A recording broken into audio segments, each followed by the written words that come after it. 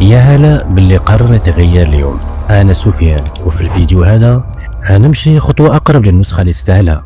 اضغط لايك من دابا إذا أنت جاهز، يلا بينا.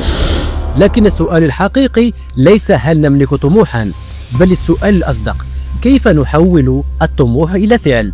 الحقيقة أن المسافة بين الحلم والإنجاز ليست مسافة وقت، بل مسافة سلوك. كثيرون يحملون طموحات عظيمة في عقولهم، لكنها تموت بهدوء لأنها لم تجد أول خطوة على أرض الواقع.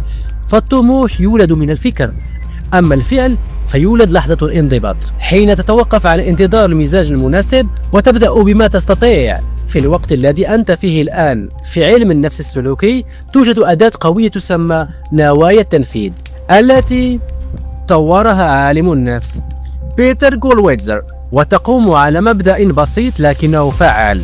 بدل أن تقول سأبدأ يوما ما، تقول بصيغة محددة: إذا جاءت الساعة 7 مساء فأبدأ العمل على كذا لمدة 30 دقيقة. الدراسات بيّنت أن هذه الصيغة ترفع احتمال التنفيذ، تقلل التسويف، وتحول النية إلى سلوك تلقائي. خلاصة مركزة: الطموح يعطيك الرؤية، والقرار يعطيك البداية، والتكرار يصنع النتيجة.